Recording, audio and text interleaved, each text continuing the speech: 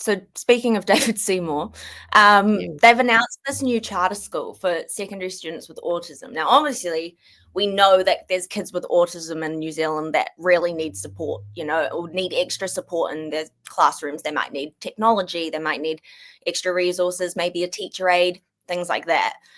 So the idea on the surface sounds fine, but I was looking into it, and it seems like it's specifically for neurodivergent secondary students who are struggling with traditional schooling. And I'm like, but in the Education Act, like, I'm not a lawyer, okay? I'm not claiming to be a lawyer, but in the Education Act, it literally says that, well, it kind of says, I don't want to say literally because I don't want to say it word for word, but basically all domestic students in New Zealand are entitled to free enrollment and free education in a school. So they can't specifically say, this is going to be a school for autistic kids, or this is going to be a school specifically for kids that have this specific characteristic. All for blonde kids, it's to prevent things like that. It's to prevent things like a segregation, So I was really concerned seeing this because I was like, I thought the whole thing was that you couldn't do that. And then obviously another thing is that these are all publicly funded, and that money could be put into actual state funded schools so that everyone has those resources, because we know that a lot of people are misdiagnosed with other things, that women specifically tend to get diagnosed later in life. So you don't want kids who can't afford to move to Wellington or Auckland and go to this school to miss out purely because of where they live or where they're zoned in terms of schooling and that kind of thing. So yeah, I'm just very concerned about that. I don't know if it's legal. It doesn't make sense. I feel like it would make more sense to provide our state schools with enough resources to help all kids learn. And I'm also just concerned about the idea of separating kids with any kind of difference from other kids. Like, that seems weird to me. I had autistic kids at my school and it was great. Half of them are my friends still. Like, I think that's normal. There's a lot of people with autism. It's a spectrum. We should all be exposed to everyone in this world. And yeah, I just think it feels wrong to me. So I'm keeping my eyeballs on that. Yeah. Yeah, obviously that came across my eyeballs today too, and I went, I know there is a small case where this probably is quite helpful, but from this government, who is showing signs of fascism, they want to Yeah. segregate the autistic kids away from everyone else. It's low-key giving eugenics for sure. It's definitely kind of seeming disingenuous because, as I'm pretty sure many people have said here before, yeah, it'll help?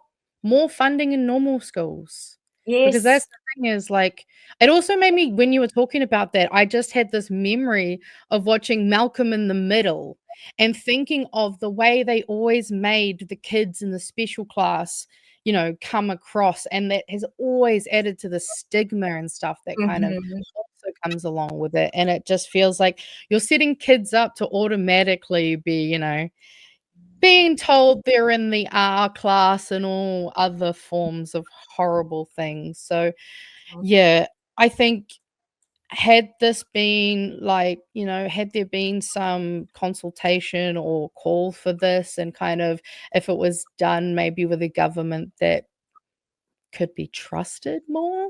I mean, Yeah. they've shattered everyone's trust because they keep shitting over every single person. I mean, I think people were kind of surprised how hard they were going on the racist stuff in the beginning of their term. But then I think the thing that really kind of, I think, has shown people that this government don't give a fuck was the women's pay equity. I Yeah. think that really broke a lot of people and kind of shattered the glass for them and going, "Oh, okay, so, like, they're not just racist, like, they are just the bad guys." And I think that's why, like, I don't think many of us feel like this is this is going to be done in a way that's actually meant to help, people, because, there are definitely some people who just actually probably shouldn't be in any form of mainstream education. I've Mhm. met a lot of people who struggled their entire, primary school through to high school, but the second they hit polytech or tertiary, that's actually where they shone. Or other people, it's just going into a job and fucking learning on the fly. Like, there are so many ways people to learn. And I mean, Mhm. also, like what you said, is that we need to have kids in classes with every type of person, because Mm. that's how we learn to. That's how the world is. Yeah, it's literally how we learn how to socialize, how to interact. Like, Yeah. it's Yeah. just, yeah, My it's when I was at the Aotearoa conference, there was a teacher.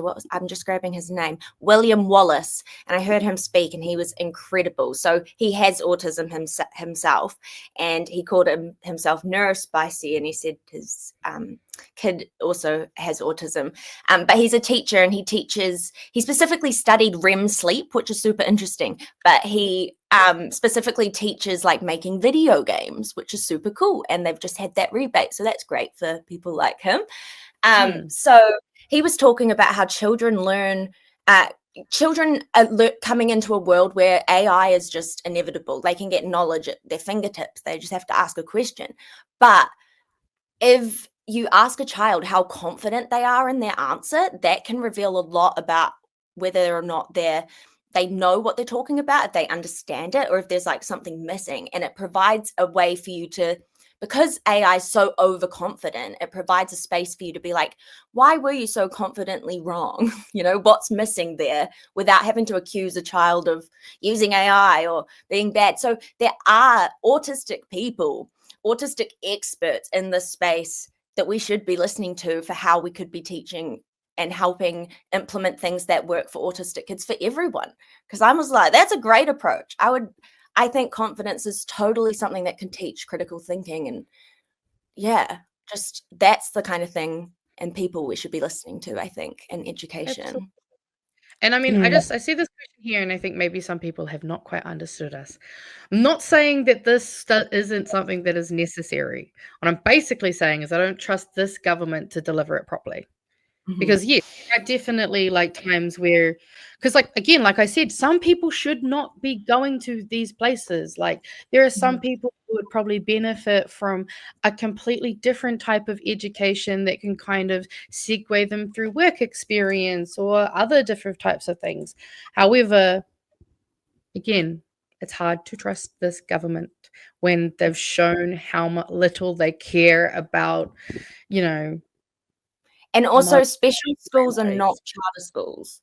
They are different. Like, there's special schools already for people like, for example, I went to primary school across the road from a Kimi Ora school, which helps a lot of people with different complex needs. And they would come into our school to hang out with us and play with us and Mm. learn sometimes in our classrooms. And then they also had that specialized support. That's different from a charter school setup where it's all publicly funded. Um, yeah, and like you said, I just don't trust David Yeah. Seymour to be the one implementing it. Well, yeah. And I mean, that's really the kind of the biggest part of it, because you know what? If this is actually going to meet a need, and you know what? I really hope that if this school is implemented and it does show that this school is needed, then I think you pointed out a really good point. We need people from all across the country to be able to, go to these types of schools. So then Yeah. maybe we can have a conversation about having these, you know, put all around the place, like we've got Kutakopapa across the Motu now. Like, maybe Mm. that is something that we'll see. But it's really hard when this government's doing it because they're assholes. And they're They not suck. transparent.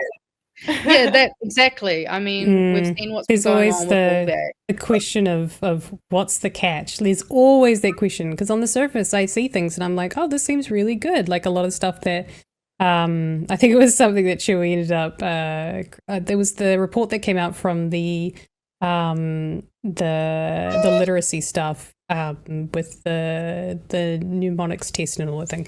I read the report and I was like, oh yeah, no, this is a glowing report. And then Chewie pointed out your video that you'd made, and it pointed out that it was just mnemonics, because that's what I was looking for when I first heard it. I was like, it's glowing.